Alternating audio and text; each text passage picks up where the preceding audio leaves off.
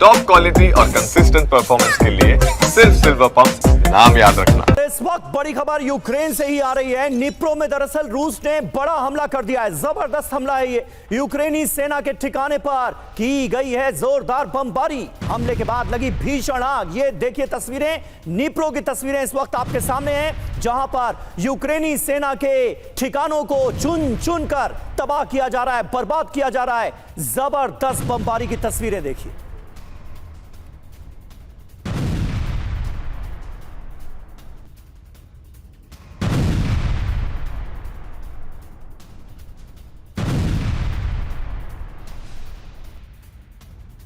और देखिए एक और बड़ी खबर आपके सामने निप्रो से, जहां पर रूस का ड्रोन अटैक से कई इमारतों में लगी है भीषण आग।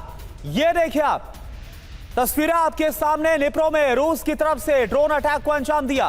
कहीं से कोई इंडिकेशन ऐसे मिलते नजर नहीं आ रहे कि जो कोशिश, जो कवायद डोनाल्ड ट्रंप की तरफ से छेड़ी गई, उसका रत्ती भर भी असर वॉर जोन पर पड़ा है।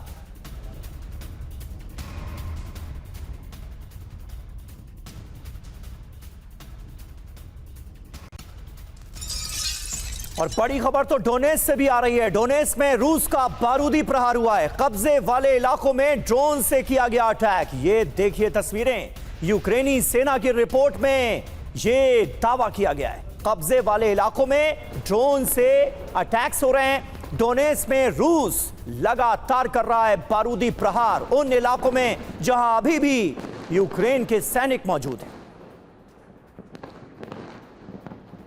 और देखिए यूक्रेन की राजधानी कीव से बड़ी खबर, जहां पर रूस ने किया है बेहद विध्वंसक और घातक हमला। यूक्रेनी एयर डिफेंस सिस्टम को निशाना बनाया गया। रूस ने यूक्रेन की ओर हैवी बॉम्बर्स भेजे हैं। रूसी Tu-95MS बॉम्बर ने उड़ान भरी है।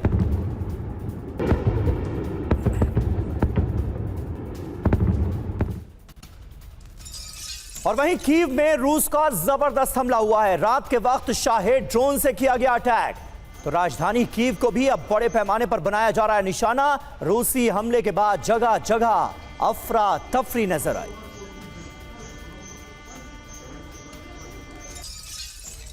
तो ये तीन तस्वीरें इस वक्त आपके सामने हैं। तीन बड़ी खबरें। डोनेट्स्क में रूस का बारूदी प्रहार हुआ है। वहीं राजधानी कीव को रूस की तरफ से लगातार बनाया जा रहा है निशाना और यूक्रेनी एयर डिफेंस को कीव में ध्वस्त कर दिया गया है। रूसी हमले के बाद यूक्रेन की राजधानी कीव में जगह जगह अफरा तफरी का आलम है।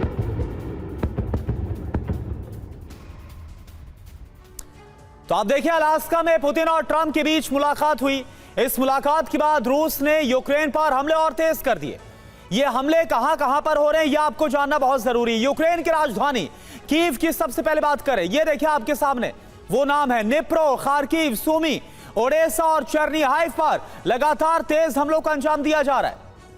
जी हां, आप देखिए कौन कौन से इलाके हैं। पोल्टावा हो, माइकोलेव हो, किरोवोरोड हो, ये तमाम वो इलाके हैं जहां बारूद बरस रहा है। कैसे किया गया है हमला, ये देखिए पूरी फहरिस्त आपके सामने। फैब 300 ग्लाइड बॉम्ब का इस्तेमाल किया गया है। गेरान 2 ड्रोन से हमले हो रहे हैं। कामिकाजी ड्रोन, BM-21 ग्रैड और रॉकेट्स का इस्तेमाल किया जा रहा है ताजा हमलों को अंजाम देने के लिए। बड़ी बात यह कि 15 अगस्त को अलास्का वार्ता जो हुई, उसके बाद हमले और बढ़ गए हैं। वॉशिंगटन वार्ता के बाद विनाशक हथियारों से अटैक शुरू हो गया है और यह साफ तौर पर बता रहा है कि जंग और ज्यादा भयावह आने वाले वक्त में होगी। हमारे साथ तमाम खास मेहमान मौजूद हैं। लेफ्टिनेंट जनरल संजय कुलकर्णी हमारे साथ मौजूद हैं स्टूडियो में ही। इसके अलावा कर्नल US राठौर हमारे साथ मौजूद हैं। प्रोफेसर सतीश कुमार, विदेश मामलों के जानकार, हमारे साथ मौजूद हैं। और मनीष झा भी हमें कर चुके हैं ज्वाइन। मनीष, ये हो क्या रहा है? अलास्का और वॉशिंगटन DC के बाद कहां तो उम्मीदें ये की जा रही थी, हालांकि TV9 भारतवर्ष ने यह बताया था कि जंग रुकने वाली है नहीं। अब उसी ओर आसार बढ़ते हुए नजर आ रहे हैं। जंगी जमीन धधक रही है, रुकने का युद्ध ये नाम नहीं ले रहा। बिल्कुल समीर, देखिए ये बात हम अपने करोड़ों दुनिया भर के दर्शकों को कह सकते हैं कि TV9 ने वॉशिंगटन में हो रही उस मुलाकात के बाद जो कंक्लूजन बताया था, जमीन पर वही होता हुआ दिख रहा है।